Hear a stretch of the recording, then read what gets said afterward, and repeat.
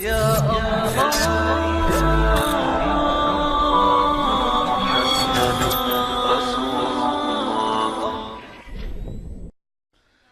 24 گھنٹوں میں بقیہ 8 گھنٹے انسان ایک محتاط اندازے کے مطابق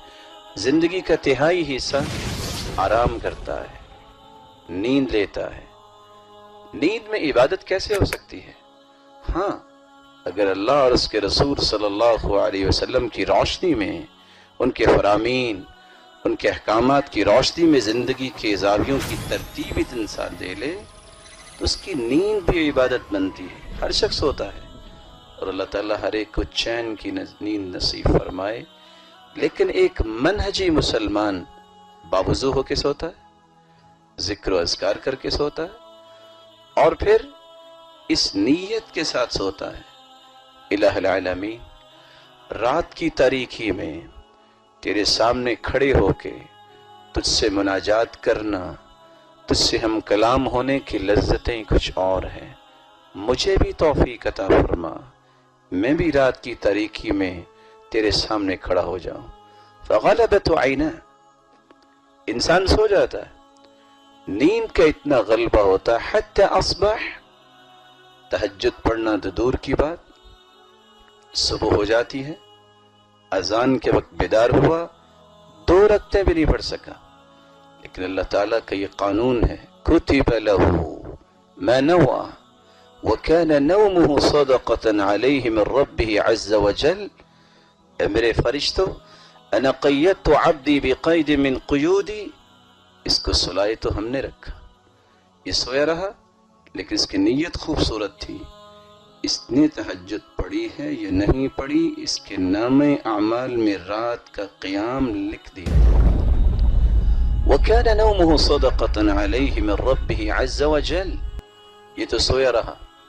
لوگ صدقہ بھی دیتے رہے،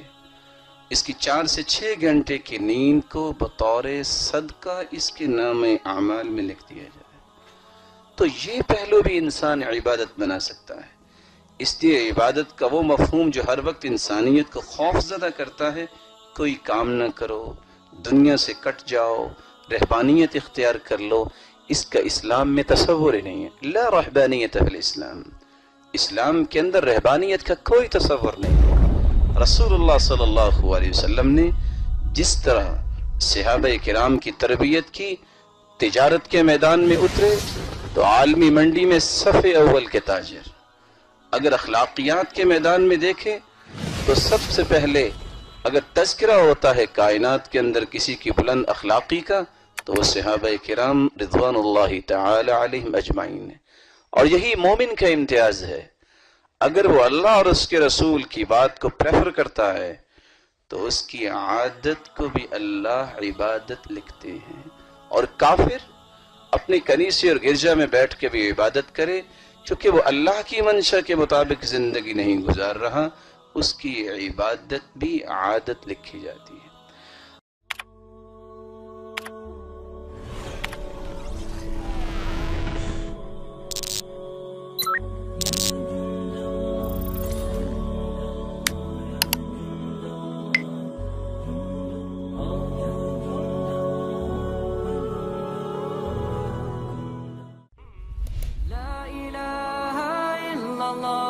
محمد رسول الله عليه صلاة الله وآله والأحبة، لا إله إلا الله محمد